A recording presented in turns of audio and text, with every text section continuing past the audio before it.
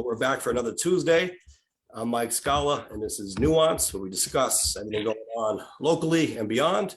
And I'm joined by the co-host of this here show, Jay Carter. He is the chair of BLM Tokyo and is known as Timid in the hip hop world. What's going on, Jay?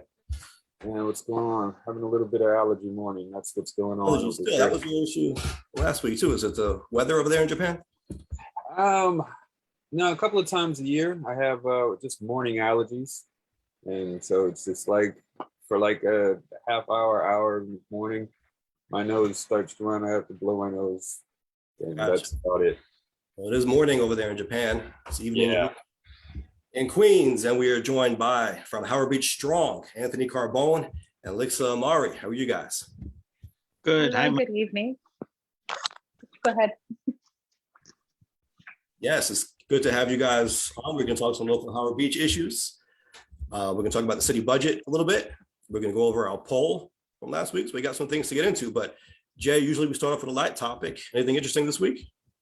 Well, we had the event that we did this week, which was, I think, turned out really good. So for recap's sake, we did a stream event with Democrats Abroad Japan, where we talked about gun violence in the US and ways to prevent gun violence. So it's more of an action discussion.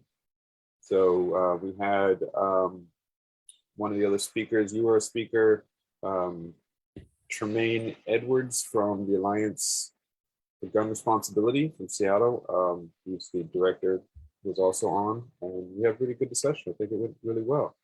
Yes, absolutely. And for those who don't know, Democrats Abroad is an organization that actually conducts its own primary election for president and sends delegates to the national convention. So it's almost like a state in that way. When states vote in these presidential primaries, Democrats Abroad, for the millions of Democrats who are Americans, but they're living outside the US, they get to vote. If they want to, they can vote via their embassy and Democrats Abroad. It's its own organization, which now has delegates, and they can send them to the presidential convention. So it does have quite a bit of power in that sense. It's an organization that has teeth, right? I mean, so speaking for them can be good because you can actually move policy forward that has an impact in what happens nationally. Right, and they had, what was good was it wasn't just yet another discussion on this is what's happening. It was, okay, what are you going to do? Right, these are some options that you have. You can do some letter writing campaigns. You can connect with candidates who are trying to actively work on this issue. It's like from the discussion, everyone was expected to have some sort of an action item that they're going to move on to try to help in the resolution of this issue that we keep having in the States. Right, and the issue, or I guess the proposal that I suggested, was a transparency bill. And I think this can be done in New York quite easily and in other states. We're not asking for much with this, but it's a start. I think it gets us to a starting point. And it just, under this bill that I'm proposing, if it became law, it would create a public database that would allow people to see where the guns are coming from. Because a lot of people say that gun laws don't matter, they only affect the law abiding. But we have data to show that the guns that are used in crimes in New York are coming, 90+% of them are from states with easier or lax restrictions or regulations. And so I think I want to create this personal, I think it's a good idea. If we have a personal touch, that gun that was used to rob me or my family member last week, that came from Pennsylvania or Virginia, for example. I think that would shift some of the conversation and allow us to get more serious about what we're doing with guns. Right, and like I said, it actually makes things a little bit more accurate in terms of this narrative about whether gun laws are effective or not. So, and it, takes a little bit off of New York's back.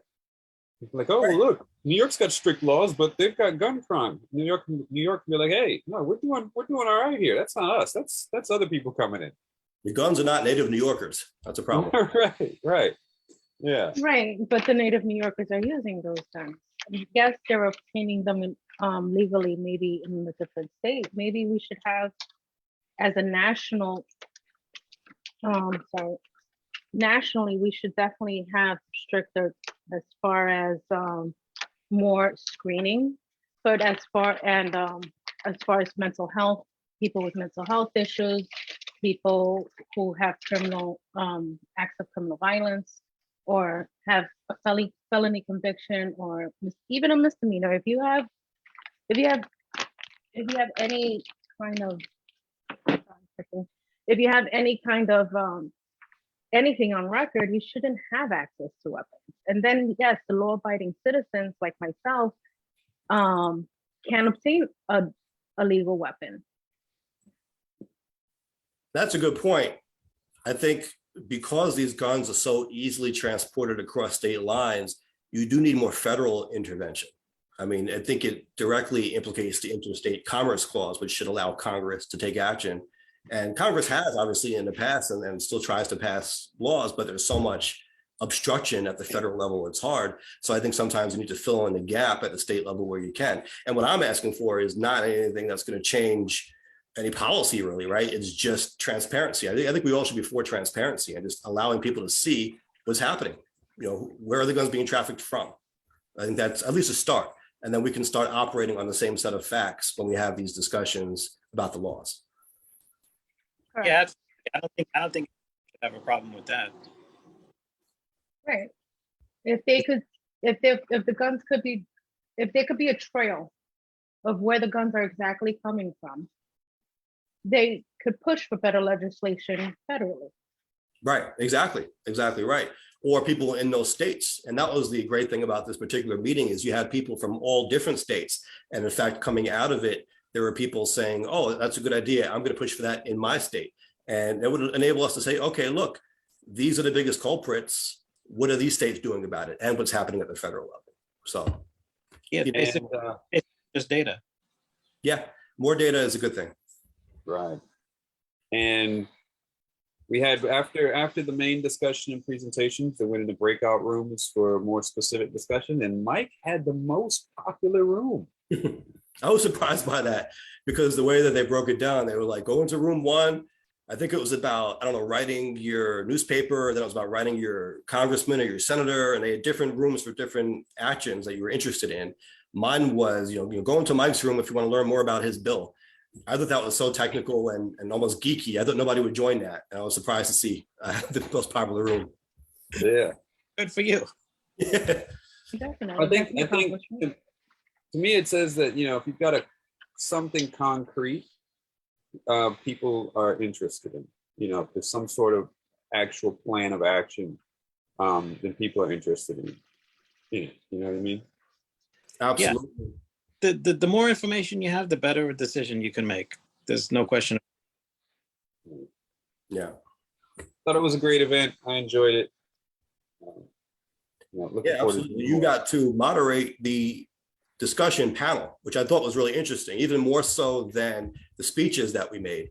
Then there were questions that you read, and it was more of an engaging back and forth discussion, more organic. I think to me, that was even maybe more informative and useful than just the speeches that preceded it. Yeah, I think everyone got something out of it. So what we're going to do is when I get a copy of the video, that's also going to go up on YouTube. So there will be, the option for people to visit it once it gets up there. So I think it's going to go on the Democrats Abroad Japan YouTube channel, and then on the BLM Tokyo YouTube channel. I think it's just the Democrats Abroad YouTube channel. If I'm not mistaken, I saw prior events that Democrats Abroad Japan did were on Democrats Abroad YouTube page. Yeah. So, yeah, good stuff. Yeah, absolutely. And it's about moving the conversation forward. And, we all have our different views and opinions, but as long as people are engaged and active and even talking about it, right? And then taking the requisite action, I think we're in a good place. It's, it's inaction is what kills us, but we need more people engaged and paying attention and committing to doing something. And it could be something small, but even something small goes a long way when a lot of people are doing it. And not only committing to doing something, but I think what's also important is letting people know what their options are to do. Because a lot of people just for any issue, not even just a gun issue, for just anything, a lot of people don't know what options that they have as far as taking action. aside from donating to somebody that's doing something. Right. Correct. Well, speaking of taking action, we have two guests with us this week who take action in our community in Howard Beach, and they run the Howard Beach Strong Facebook page. Great information on there. And Liksa in particular, I know you like going to the meetings and providing the minutes to the community. For the people who couldn't make the meeting, you get to read about what happened at the meeting. I think it's a very good service for the people of Howard Beach. Thank you.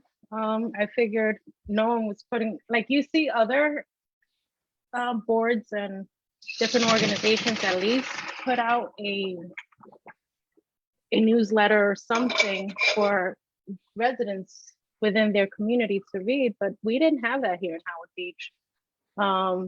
I think I started doing it during an NCO meeting, and then we took it forward. And sometimes I can't make a meeting, so Frank does it, but that's part of being strong, just informing the community of what's going on.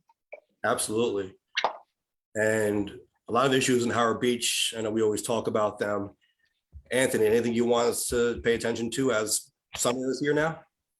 Well, yeah, I mean, it's pretty much the same issues that we come up every time the weather gets warmer. I mean, there's the rituals and ceremonies going on in Charles Park. There's animal heads, there's animal carcasses, all kinds of like debris left behind. And like, I think it started again a couple of weeks ago when somebody posted on Facebook that they found a decapitated goat head at the park. And then it's like, and now you're gonna see basically like every weekend you're gonna see somebody posting on Facebook, oh, they left a bunch of like fruit rinds and stuff like that behind. And it's the same thing that's been going on year after year. And, like there's very little activity from anybody about it. And that's really our biggest concern. Right. Yeah. And there's so many issues surrounding this. You used to hear First Amendment concerns where people have the freedom to practice their religion, and they do. But that doesn't give people the freedom to litter and to leave things behind. I mean, that's a separate thing.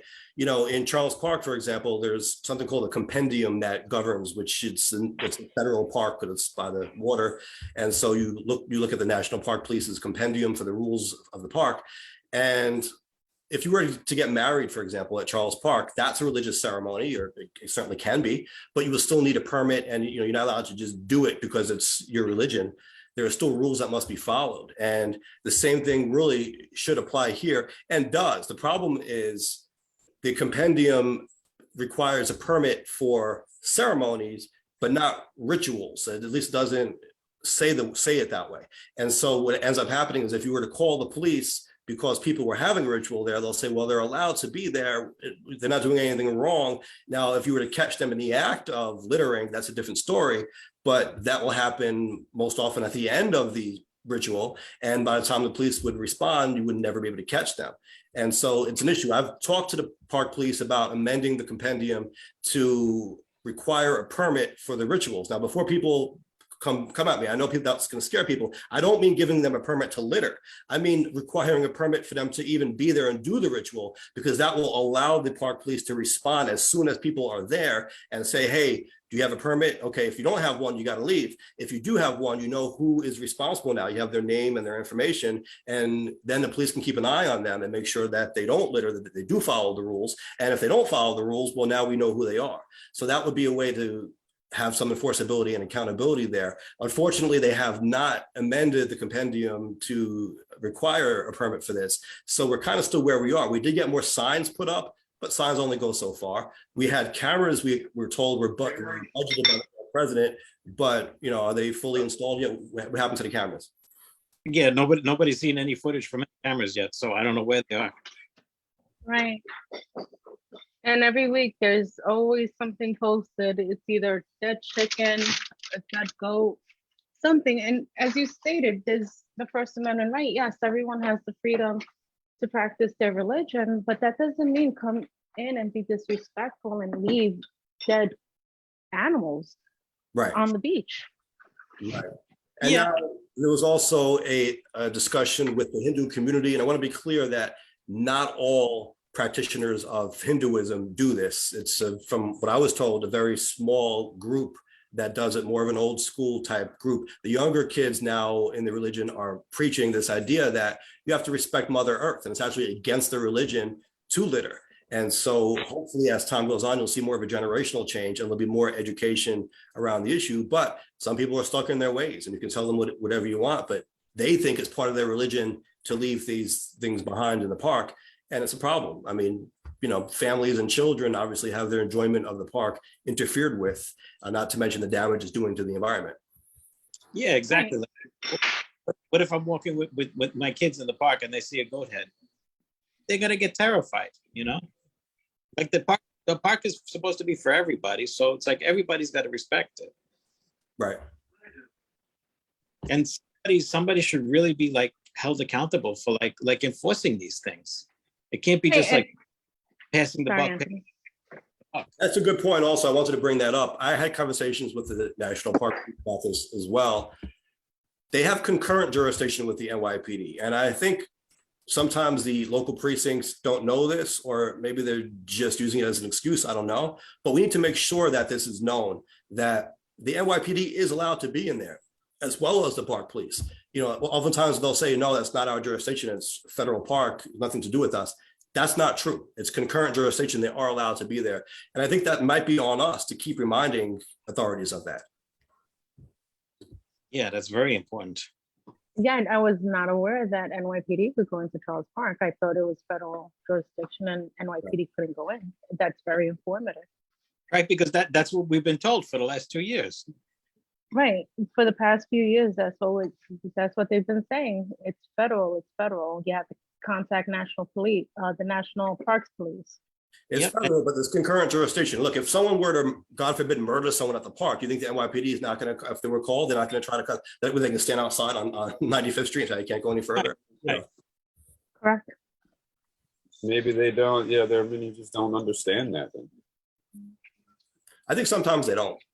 And like I said, maybe it's on us. You know, maybe I'll write a legal memo to them and say, you know, this is the law. You guys are allowed to be here.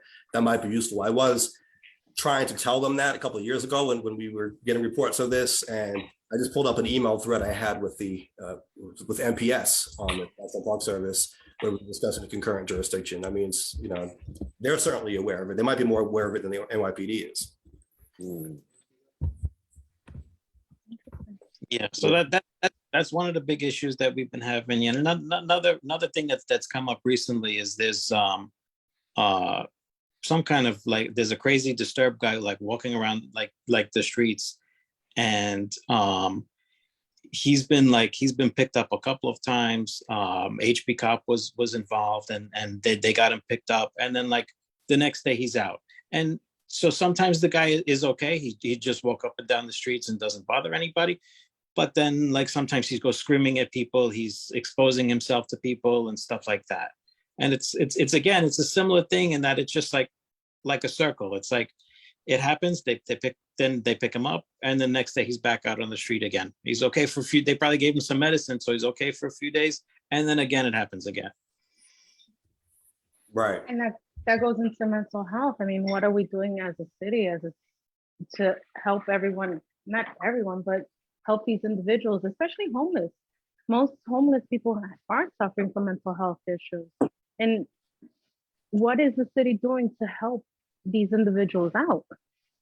The city needs to change its approach to homelessness. And I'm really hoping with a new mayor, he goes in a different direction than the prior administration did on that. I actually have a lawsuit pending with DHS, but this was an action taken by the past mayor really about the way homelessness was being handled in the city. And to your point about mental health challenges, there is a state law that says that if you're housing people in any place where mental health services are provided, you can only have 48 beds. It's a smaller facility required because you have to give people more specialized care. What the prior administration was doing, and what's still happening now, is they tend to dump people in these big warehouse type buildings where they're not giving them the right care, and it's in violation of the law. I mean, if you have 100 people in a building with mental health challenges, you can't control that population. You can't give them the care that they need. And what happens? They suffer and the community suffers. That's why these laws are in place. Unfortunately, they haven't been followed by the past administration. I'm hoping that the lawsuit that I'm currently arguing is resolved in the community's favor, and that'll hopefully force a change in the policy and the way that these things are handled by the city. Correct, because these individuals are walking around with mental health issues and impact members of the community. One day they're fine, the next day they might lash out. I mean, you're seeing more and more instances within the community, within New York City, not just Howard Beach, but where a homeless person just out of nowhere will push someone onto the platform, off the platform onto a train.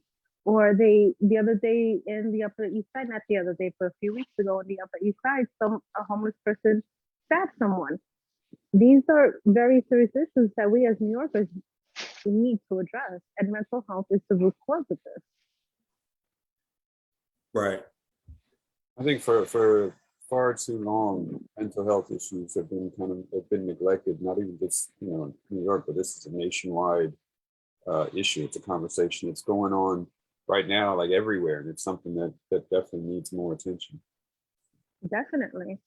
Yeah, and I mean that ties back to a lot of gun crimes too. Like there's a lot of that involved with that too, So exactly, mental health issues is a big root of a lot of problems that the nation is facing.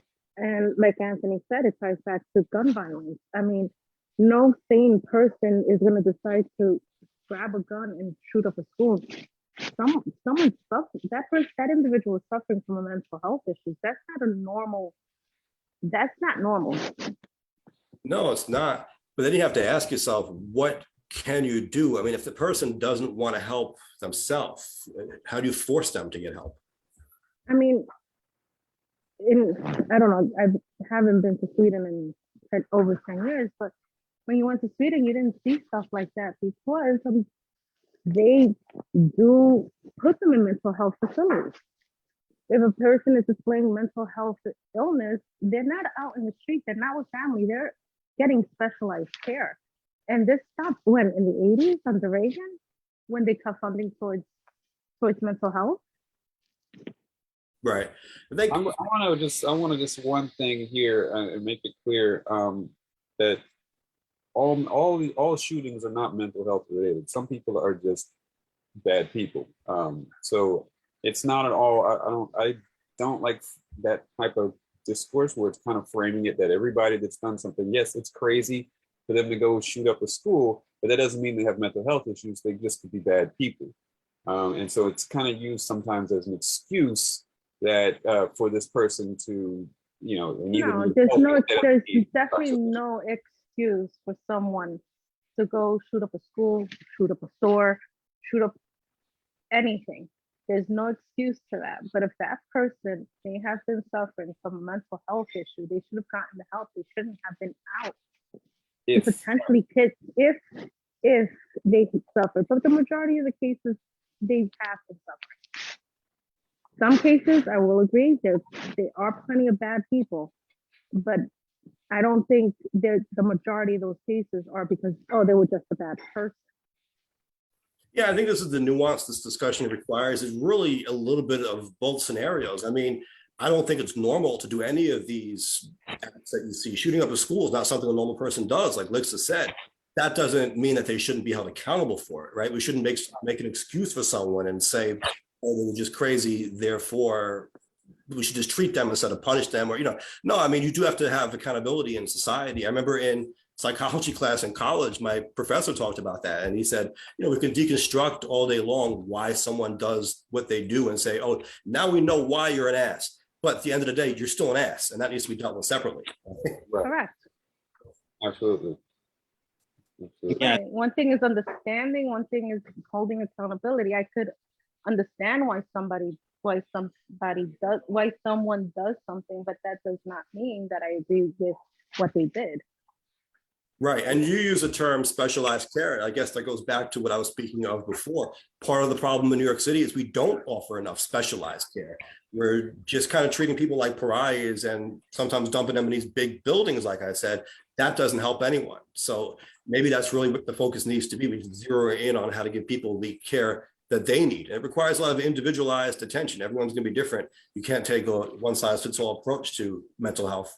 We have a wide range of issues, and you need professionals who know how to deal with individuals and give them special care. Maybe that means even allocating more money towards people to have fewer people under their watch. So it's so we're not allocated with a ton of people that we can't handle.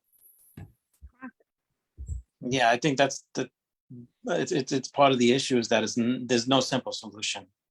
Yeah, it's pretty complicated.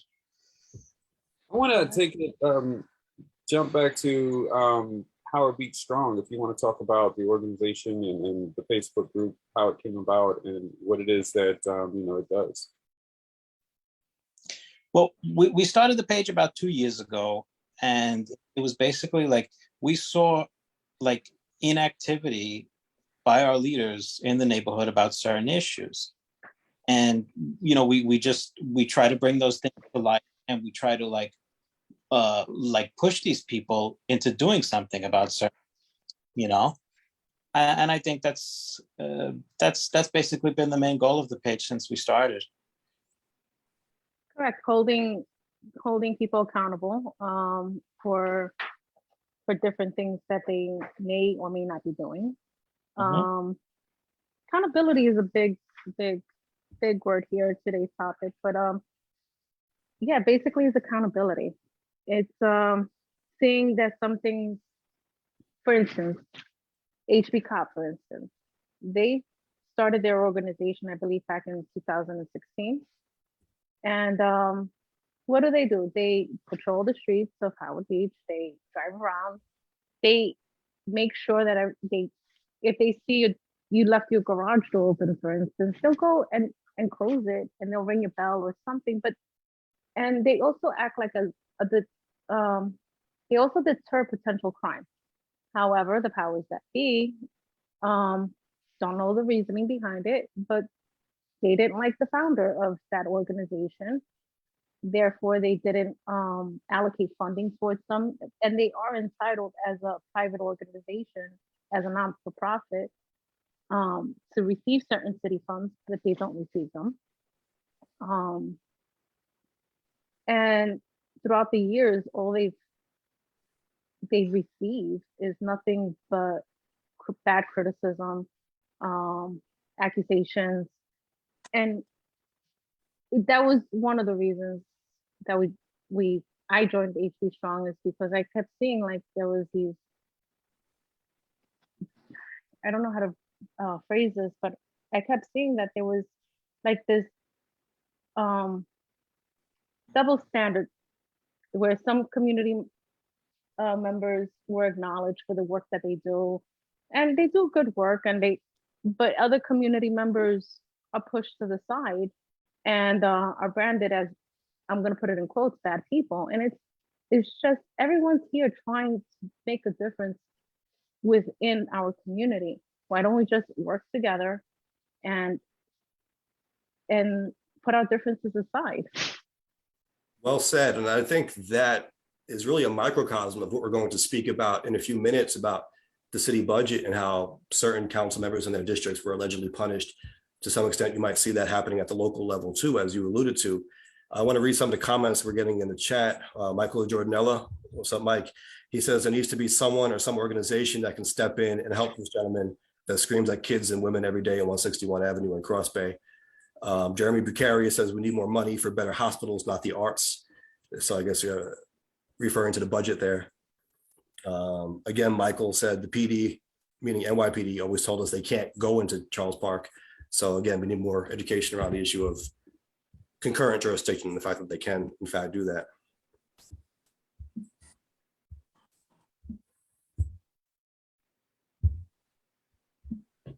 So, you want to talk about the city budget? Get into that city budget. It seems to be getting into the space now. That's right. Since I guess I opened the door, I talked about the budget, and the floodgates run. The gates were open. We might as well get into it, how it affects us locally and what we think about it. So, two takeaways here. The budget was increased $101 billion this year. We had $98.6 billion last year. So there's an increase there of a few $1 billion, which is a lot of money. For those who don't know, the New York City budget is supposed to be balanced. And so if there's an increase in revenues, there's an increase in spending. There were record profits posted by Wall Street, which was surprising, I would say, but that accounts for some of that surplus, why we have more revenue to spend this year. Any thoughts on that, Jay, as to what's going on there? Well, you know, these corporations made a killing during the pandemic. I mean, just all across the board. Maybe, I don't know, when people at home that were doing the spending, certainly like Amazon, Bezos' wealth just went insane over the pandemic. People gouging for prices like we're seeing at the pump, you know, because reports came out a few weeks back that the oil companies made record profits as well. So yeah, I mean, it's just they're making these big profits, but people aren't, you know. There's a disconnect there, right? Like you look at the numbers, it's always record profits and revenues, but they're doing well, but the people are not feeling it. People are hurting. Right. So something needs to be done about that. Something needs to be you know, looked into in regards to that. Because it's not fair, especially, I mean, the oil, people are feeling that on a daily basis. You know, if Amazon makes a few extra billion, you know, you might not feel that, but like gas prices, people are going to feel that every day. And those guys are making that ridiculous amount of extra cash. And, you know, apparently you're making that extra and you either pump prices or something. So. Right. Okay. So the question then becomes, how do you spend this money? And you can look at what was funded in the budget. It's all relative though, right? Because you're not going to see something in here that looks terrible. It's not going to be like $10 million allocated to the arson fund. Like everything is good, but it's a matter of how much money each initiative got or each agency got, or whatever the case may be. There was much to be made about the fact that the NYPD budget did increase, but some people disagreed by the amount. Some people wanted to see it go down. You know, some people don't like that. Then there is additional issue that schools that saw a decrease in student population were cut. And the mayor is trying to spin this and say that it's not a cut, it's just an adjustment based on the population. But anyway you slice it, they are getting less money. And teachers that I've heard from are hurting because of this. You know, schools were already suffering, and this is not a way to make the situation any better. You know, I understand the idea that if the population of the school reduced, that, you know, there's less funds for the school. I get that, but were those schools already underfunded to begin with? Yes, the whole city's school system really is underfunded. It's overstressed, it's strained. Right? The resources are strained. Right. You have teachers who have to pay for supplies out of their own pocket. They have a teacher program which was cut, and yeah, I mean, it's supposed to reimburse them, but they couldn't always get the reimbursements. Yeah, I think, and I don't think that should ever happen. Like, teachers should not be paying out of their pocket for you know. Absolutely not. I don't think, you know, from the little bit, you know, from the budget here, it doesn't sound like the school budget should have been cut. I'm not one for supporting the police budgets being expanded, but yeah, the education budget should not have been cut, I don't think. Now, and of course, Anthony and Liksa, please weigh in here. Yeah, what are your thoughts on this? Of course, nobody wants to see school budgets decrease. No one wants that. Especially, you know, I have a son in public school as well. Anthony has kids in public school. We don't want our city schools budget to decrease. Like you said, I do understand that as the population of the school decreases, it's understandable, so does the funding.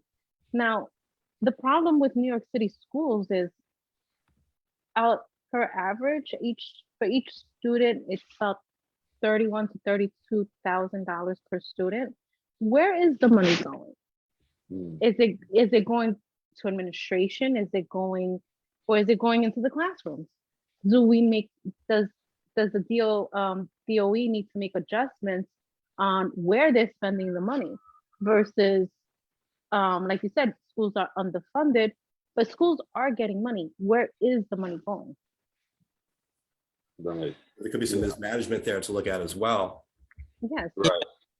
Like my wife is a teacher for a long time, right? In the DOE.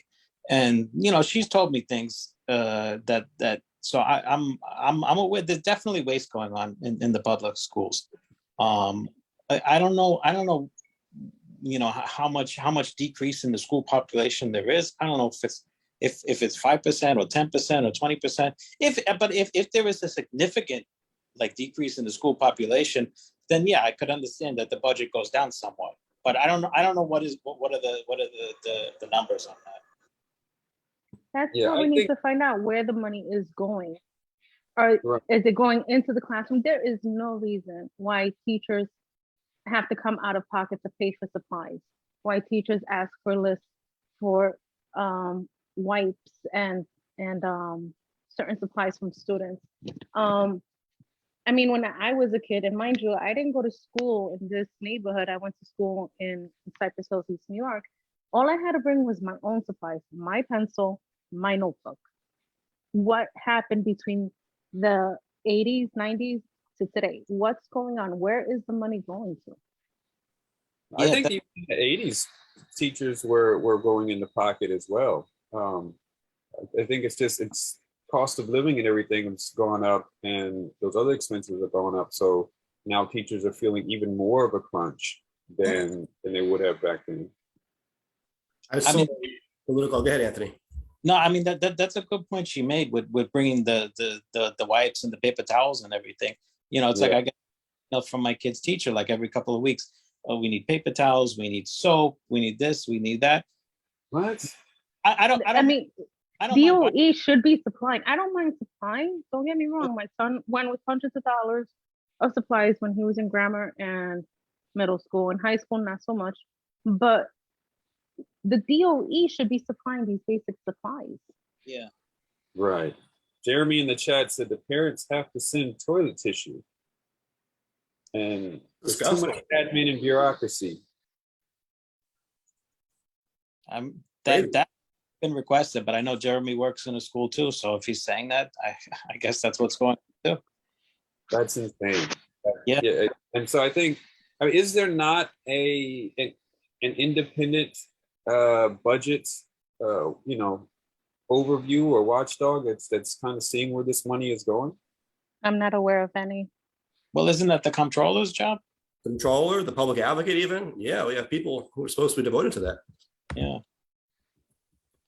Yeah, I saw Yeah. a political cartoon talking about, you know, basically it was saying, I guess someone from the city saying, sorry, kid, we have to shut your school because we're giving more money to cops. And so they try to compare, you know, the NYPD increase with the school decrease.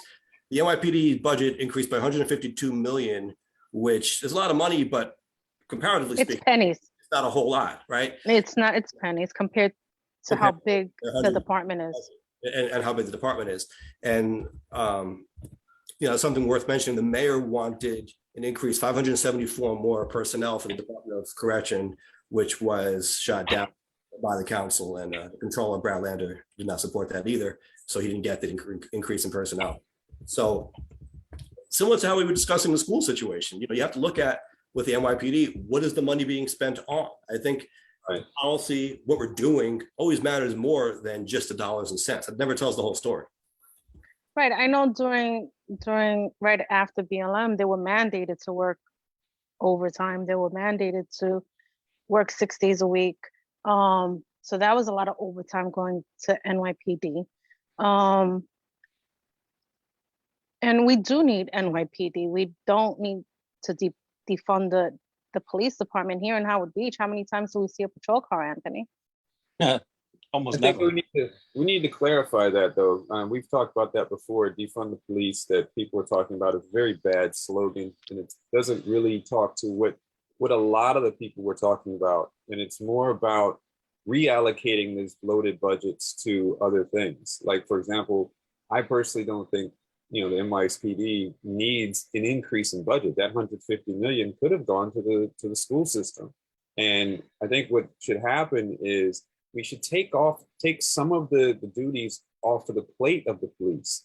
You know, they're not there. They shouldn't be dealing with mental health issues. They shouldn't be dealing with these other different calls, and get them back to doing what they're supposed to be doing, what they're trained. Something important there. I think if you, for example, properly handled mental health issues to the point where this guy, for example, on Howard Beach wouldn't be walking around terrorizing people, you wouldn't have as much need for police intervention in these situations. Right. Yeah, and it puts an undue burden on the police, because it's like everybody is like, okay, well, we have this issue, homelessness. All right, throw it at the police. We have mental health issues. Okay, throw it at the police. And so, then the budget's going to get blown up. It's going to be, you got police that show up and they're trained for certain types of situations. They're going to respond a certain type of way. And so now you're going to have a breakdown of just everything across the board. Instead of more funding that way, take stuff off of their plate that they shouldn't be dealing with in the first place, and get it to where professionals who can deal with these certain things or different programs can deal with those things. Right, but until we get to that point, like say we allocate more money towards mental health issues, and there's more programs for mental health issues, and we don't see those things, that's when we will need less police dealing with those things. Right. But until that happens, we do need the police presence. Well, no one's saying get rid of the police. Police are there. No one's saying that. There are people saying that. I didn't say that. Rational people are not saying that. Huh? There are people saying that. I wouldn't say no one is saying that, but rational people. Okay, yeah, there are some people. There was an abolish the police type of movement. I think a couple of cities across the country even went so far as to cut ties with their police force and do other models. But it didn't work out. Then create their own police force all over again. What happened in Minnesota? They decided that they were going to do that, and what happened? There was a spike in crime, and then they had to again allocate money towards the police department that they defunded. So I think it's more about overfunding of these police forces. There's just entirely too much funding, and there's too much responsibility put on them to do things that the police were never intended to do.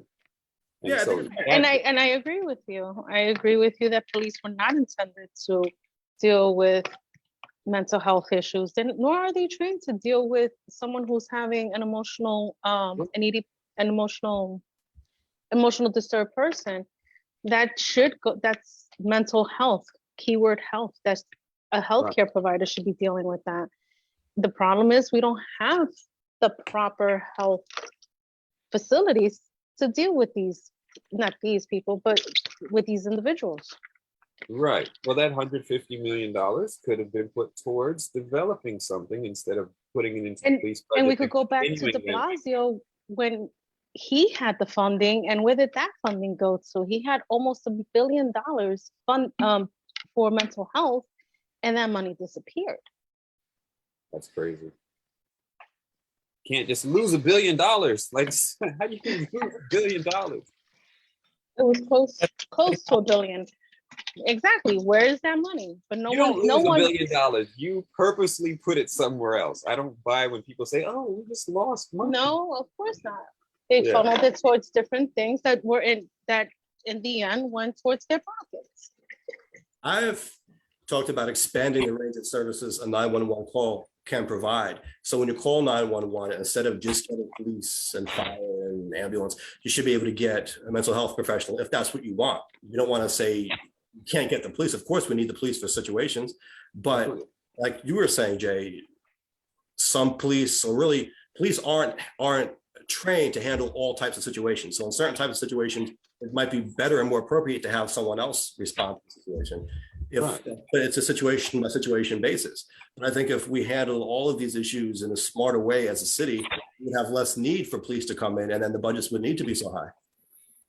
Absolutely. But Liksa is right that we're not there. We're in crime spike now. So you have to handle this really from all angles, right? You do need the long-term planning, and that goes to mental health, it goes to the economy, that goes to opportunities, even things like transportation is tied to that. It all ties together, but that's long-term. In the short term, you do need law enforcement to play its role.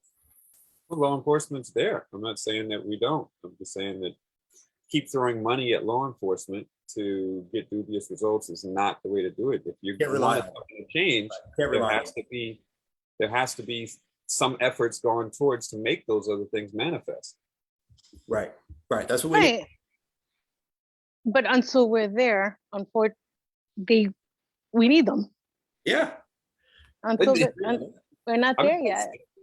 I'm saying, yeah, that money has to go to make that. We've seen someone in the chat, Jeremy has a lot of opinions on this here. He's saying that police are trained for emotionally disturbed people, but mental health people can't stop a meltdown. We need both. We need a balance. We need earlier interventions. I think earlier interventions is definitely key. And that goes to, I think, what Liksa was talking about, as far as mental health services and whatnot. If we have these earlier interventions, that might reduce some of these things.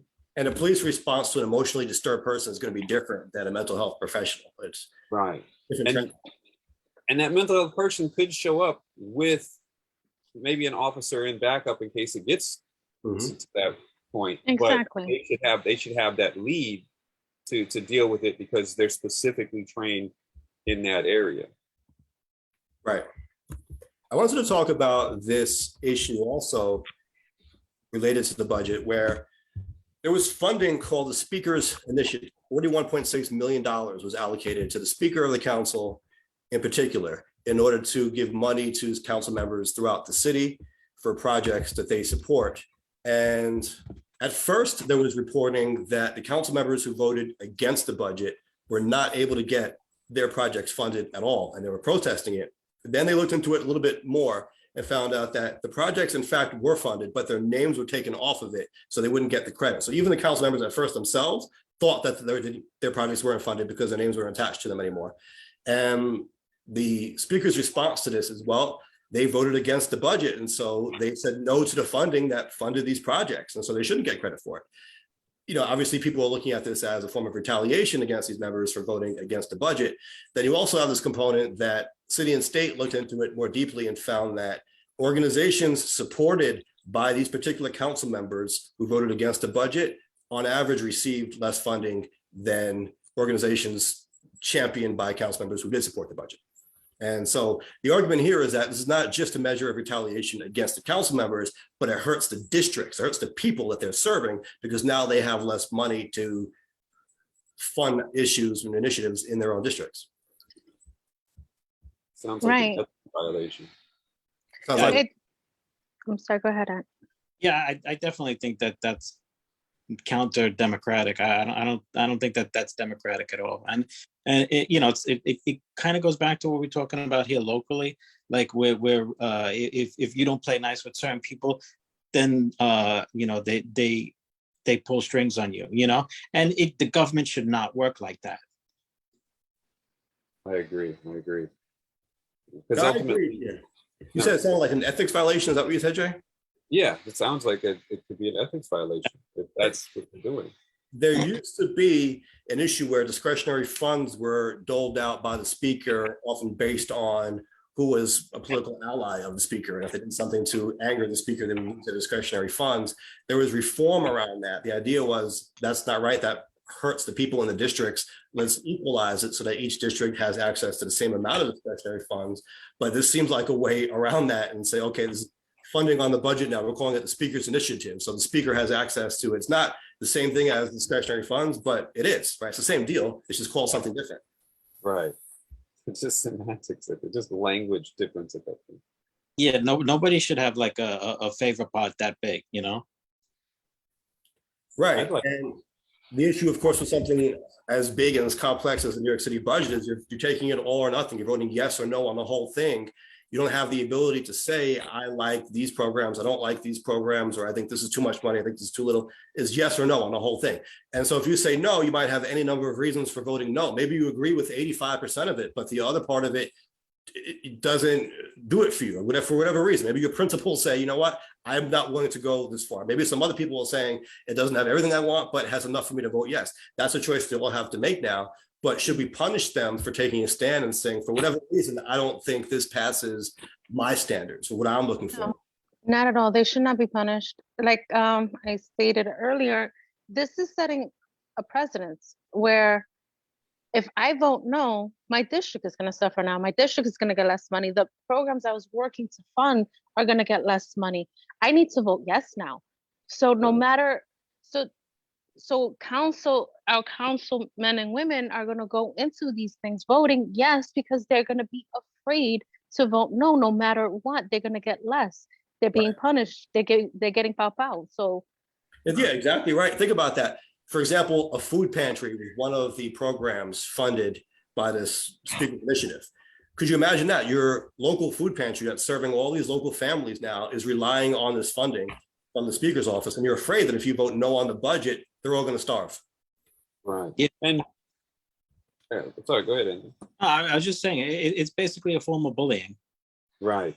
Yeah. And it makes it makes the politicians and representatives' jobs harder. You know, and it doesn't make them as effective as they could be, and the people ultimately suffer. Right. I think that's really the ultimate point here. You know, when people start playing politics, they sometimes get in their own bubble. Now you're in the political world, you're dealing with other politicians. And so maybe someone from the speaker's office thinks, okay, I'm going to punish this council member over here because I don't like the way that they voted. They're not even thinking about they're representing the people. It's not even about the council members or the speaker or any of these elected officials. It's about the people they were elected to serve. They're the ones who are being punished here. You're not really punishing just the members. You're punishing hundreds of thousands of people. correct.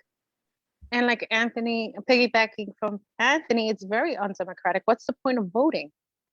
Isn't the principle of this country is that we're able to vote and not be retaliated because we voted a certain way? Okay, you voted Biden, you voted Trump, you voted third party. Who cares? At the end of the day, that's our right to vote. I like Jeremy in the chat. Everyone is a big shot. No leaders, just morons keeping their jobs. And it sounds funny, but I mean, I think it you know, it covers a lot of stuff that we see. I agree with that. Jeremy's a good guy. We like Jeremy. Yeah. I agree with that. You know, because you know, people want to preserve their position, or they want to throw their weight around and forget that ultimately, like Mike and Liksa said, that, you know, these are positions that represent people, not that person. It shouldn't be about that person. It should be about the people and the communities that they represent. Yeah, you work for us, basically. Yeah, absolutely. Right. And that's something politicians have forgotten, that we employ them. They're not doing us any favor. They need to stand by us, not the other way around. Absolutely. Right, so let's put this poll question out for the people. It's not for the politicians, it's for the people. That's who we speak to on this show. We want to ask, do you think that the speaker of the city council should have less authority to allocate money to individual council members? Yes. We have our first vote already. Already, right off the bat. Yeah. Yeah. Our results next week. Yeah. I agree. In the few minutes that we have remaining here, I wanted to go over the poll from last week. Right. Last week we talked about I forget what it was, the Senate bill that Freedom came of up. expression. Right. No, I was trying to remember the bill number, but Okay. yeah, it was S something. I forgot what it was, but it was regarding about lyrics, particularly rap lyrics, being introduced in criminal court trials. And so, right. And the way the bill was written, it didn't only specify rap lyrics, but that's really the driving force behind this. I think part of an issue that we discussed last week was it is kind of vague. When you speak about creative or artistic expression, you have to be able to define that. What qualifies as artistic and what doesn't? That can be an issue in itself. Does that make the bill too broad? Because it doesn't say rap lyrics or anything. It just says creative or artistic expression. Right. We brought it up because it was being pushed at Summer Jam. Yes. And there are a lot of people in the hip hop community that are backing it. Jay-Z's one of them. So yeah, that was how it came out. This reminds me of Eminem's song. Which one? When he goes, "Blame it on Maryland." Remember? Oh, The Way I Am. Yeah. It's okay. Artists should be able to express themselves however they want. However, like if say they sing or paint or make a production, and it's not really, people have the choice to watch it or not watch it. That could apply also to video games. Like, does violence correlate with kids playing video games? I mean, it it's so broad. I mean, everybody should be able to listen to whatever they want to listen to, but they will be held, they shouldn't, the artists themselves, unless they're saying go kill somebody based on their sexual orientation, race and all that, unless they're saying specifically to do something, I don't think music is music. I listen to Jay-Z, I listen to everything. I listen to heavy metal, I listen to everything but Western country. If that was the issue, I think sometimes you would have people on trial and they're being accused of a crime, and then the prosecutors would pull up their lyrics and say, well, they said something in their lyrics that suggests they really are criminal. And so they are looking for lyrics that tell that story, right? But part of this, what this bill would do is it would say those lyrics could not come in unless there was a showing that they were literal. So it would shift the burden to the prosecution to prove that it wasn't just a story, that it was a literal lyric, that they actually meant that somehow. It's just gonna be hard to prove, but that's what it would do. Right, and I think this latest round of this kind of scrutiny is coming about because of Young Thug and his crew that are in court over racketeering. Racketeering charges, right? They have them RICO charges. Yeah. So I received a response. Here's one comment that I received on my poll. Nothing should be barred. Evidence is evidence, but it should not be used on its own. But if it supports other pieces of evidence, I don't see why not. That's true too. And that was also part of the bill too. They had 4 factors that we talked about last week. Well, one of them was that you needed the lyrics to prove a piece of the crime that you couldn't prove without bringing the lyrics in. Right. Well, in the poll that I ran, it was split. It was just 50-50. So I did have a couple of exchanges. People had sent some messages in, and it was speaking to that, you know, let's see. Sometimes people put pen to paper and say some things, or maybe they'll say some things that they don't necessarily mean. It's just talk, you know, and this could just be creative expression. It could be stories and whatnot. So, you know, that shouldn't be brought in and whatnot. I had another discussion with someone, and this is something we talked about, is that in particular, in cases of rap music, that oftentimes these artists are presenting their lyrics as their real life and their real selves. So if they're rapping about violent things that they've done or do, then the impression, at least from the artist side, is that, oh yeah, I do this. I am this person. So then it makes it a little bit more of a tricky situation to say, okay, well, that's just creative expression. That's just a character. But then on the other side, sometimes rap does get an unfair critical eye in this regard. And it's always been that way. No other music genre aside from maybe, I would say, metal.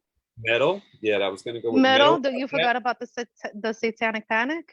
No, definitely metal had that. You know, so other than that, you know, I mean, Johnny Cash killed a man in one of his songs. Like, that's a hit. Funny, that was in the sponsor's memo of the bill. When they introduced this bill in the New York State Legislature, there's an accompanying document explaining what it does and why it's needed.